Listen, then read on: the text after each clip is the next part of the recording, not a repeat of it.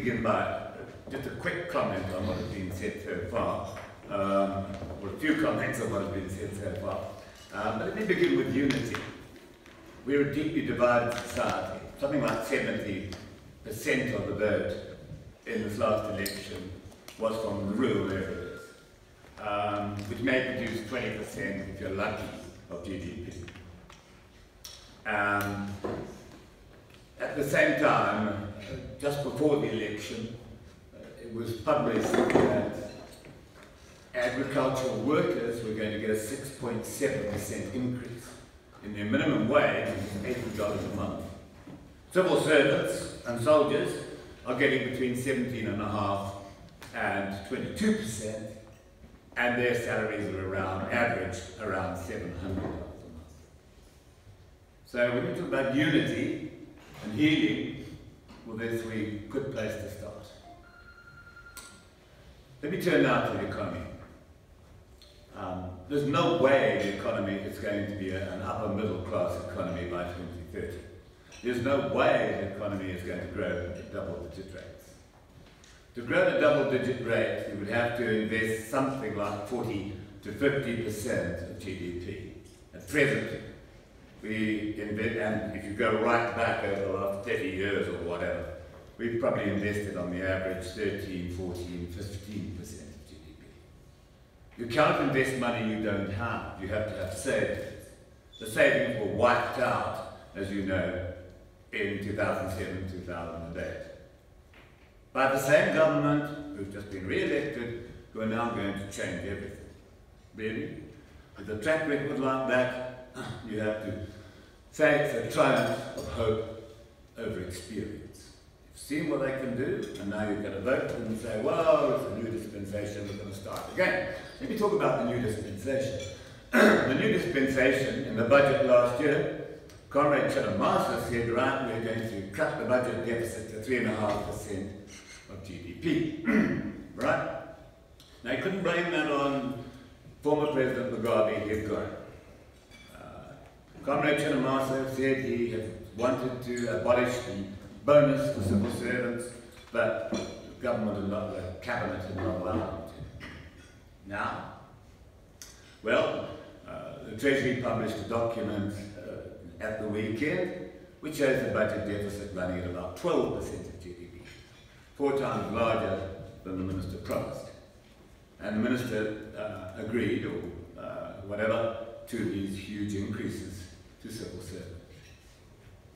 Now those increases to civil servants will have knock-on effects right across the economy, because private sector employees are going to say, well, what about us? How come we got left out of this increase? Furthermore, how much is in our own hands? Here, let's pose this question. And let me answer the question for you. At some point in the not too distant future, we're going to have to go to the international community and ask for a bailout of some sort. At that stage, matters are no longer in our hands, or in Zimbabwe's hands, because we are supplicants, we are asking others to help us, and they will set conditions. And the outgoing representative for the EU just the other day set out what some of those requirements. Now, we have had 3, 4, I've forgotten how many deals with the IMF since independence. Not one of them has been completed. Every time they've broken down because Zimbabwe has failed to meet the terms to which it has signed up. It's not as if they were imposed. We signed up to them. We signed up to ESAP, and we gave it up halfway through. We are now at the stage where we're looking at ESAP 2. It's not going to be called ESAP 2, obviously, because that's hardly a popular thing in this country. But we're going to have to do something about government expenditure. We're going to have to lay off civil servants. We're going to have to slim down parastatals. We're going to have perhaps to privatize parastatals if we can find anybody who wants to buy some of them, because some of them are not terribly attractive from an investment viewpoint. we're going to have to do something about the currency. And one of the most depressing things I've heard in the last few days is how the government is putting together, apparently, or the bureaucracy is putting together a 2-year recovery program a la Stern, as was put together by the last efficient finance minister we had, namely Tony Hawkins. And that apparently assumes that we will keep the same currency system for the next 2 years. Now, ladies and gentlemen, I do not think you can have a recovery in the economy with an exchange rate which is hugely overvalued, which is what we have now.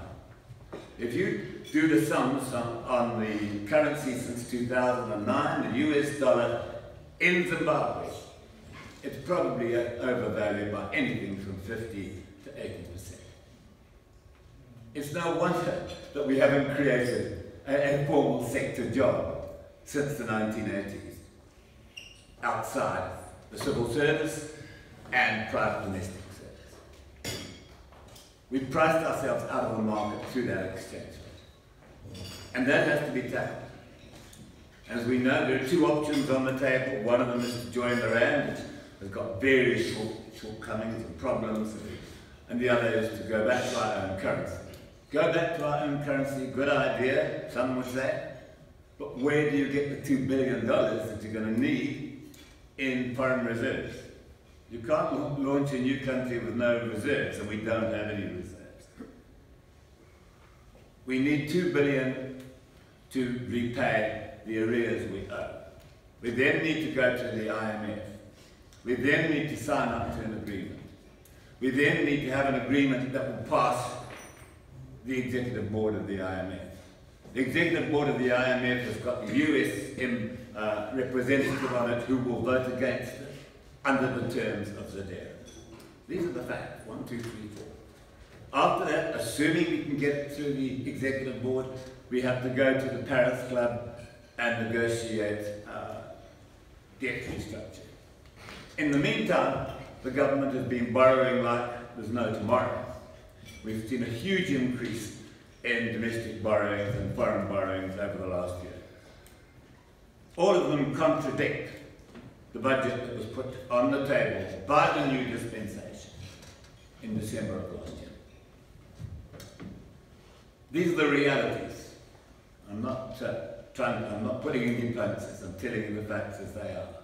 Per capita incomes now are no higher than they were in the 1980s.